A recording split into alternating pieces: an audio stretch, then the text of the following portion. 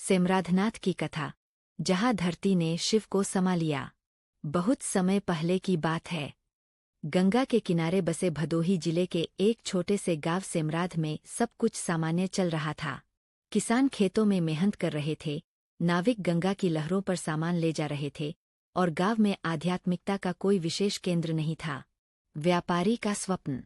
इन्हीं दिनों एक धनी व्यापारी नाव से गंगा के रास्ते व्यापार कर रहा था। जब वह सिमराध के पास पहुंचा तो उसकी नाव अचानक वहीं अटक गई। गंगा शांत थी, मौसम भी ठीक, पर नाव हिली तक नहीं।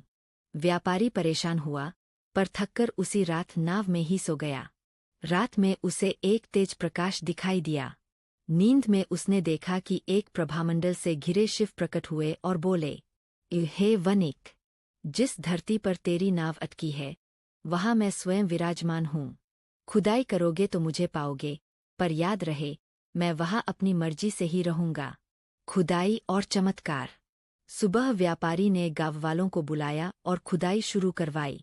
कुछ ही गहराई पर एक अद्भुत शिवलिंग दिखाई दिया, पर जैसे ही उसे निकालने की कोशिश की गई वह और नीचे खिसकता गया। लोग हैरान थे। खुदाई करते करते एक कुएं जैसी गहराई बन गई, पर शिवलिंग वहीं स्थिर रहा। गांववालों ने समझ लिया कि भगवान शिव स्वयं इसी स्थान पर रहना चाहते हैं। शिवलिंग का स्वरूप।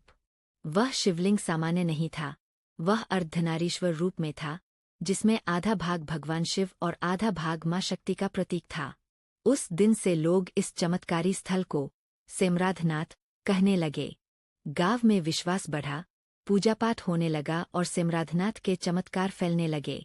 आज का सिमराधनाथ धाम। आज उस स्थान पर एक भव्य मंदिर है, जिसका शिवलिंग कुएं की गहराई में स्थित है।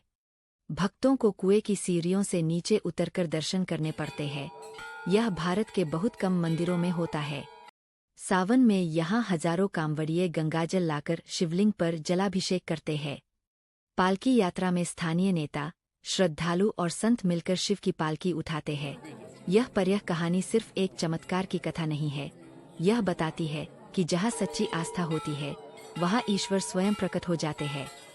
सिमराधनाथ केवल एक मंदिर नहीं, बल्कि विश्वास, परंपरा और लोक आस्था का प्रतीक है।